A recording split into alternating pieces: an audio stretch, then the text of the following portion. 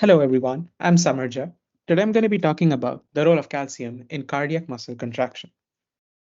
We'll start off with its role in action potential. In the cardiac muscle, the action potential itself is caused by the opening of two channels.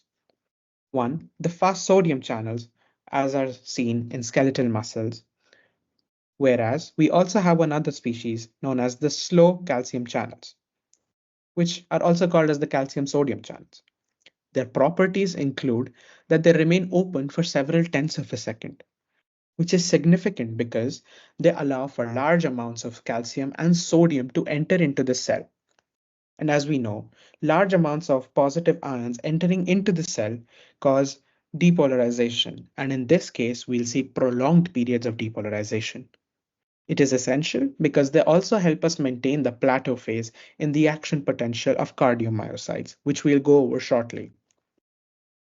Another fact that we can see is that the calcium influx also causes a decrease in the potassium permeability. Certain books say that the value ranges from 4 to 5 times decrease in the permeability itself. Now, we shall go on to the graphs to explain the role of calcium itself. We start off with the role of calcium in cardiac pacemaker potentials. Here, as you can see, there are three phases: phase 1, phase 2, and phase 3. The slow depolarization potential, fast action potential, and the phase 3, which is repolarization.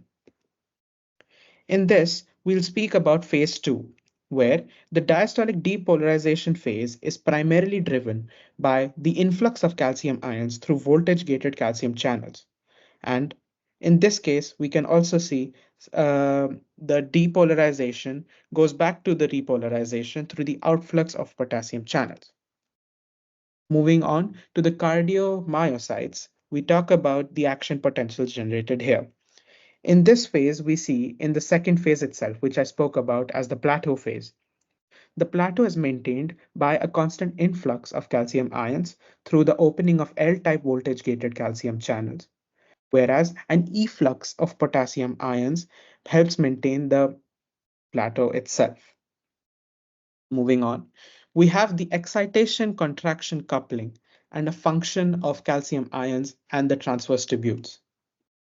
The calcium ions that enter during the plateau phase itself initiate the muscle contractile process.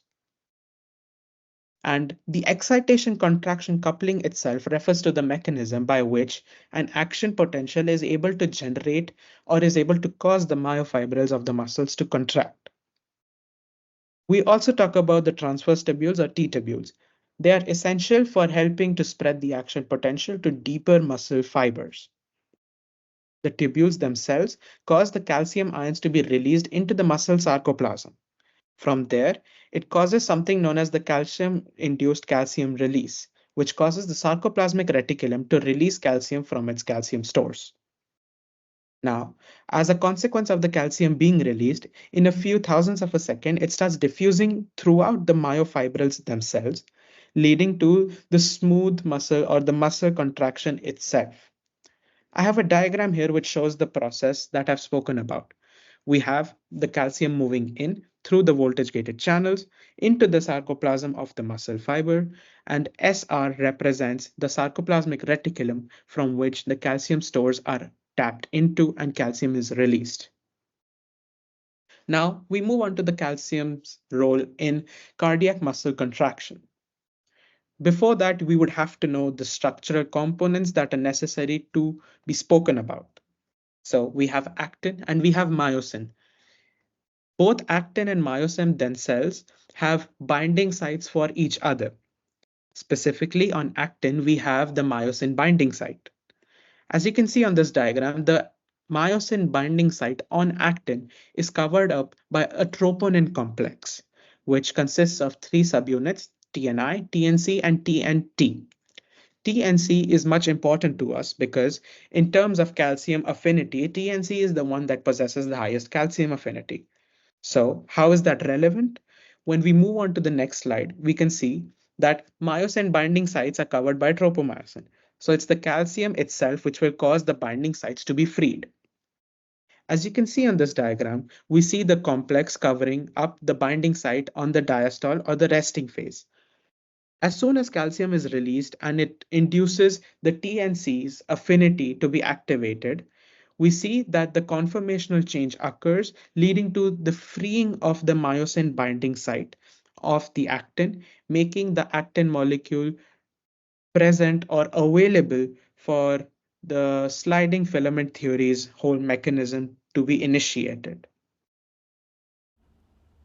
Thank you all. The presentation comes to an end. I hope we've covered all the necessary topics.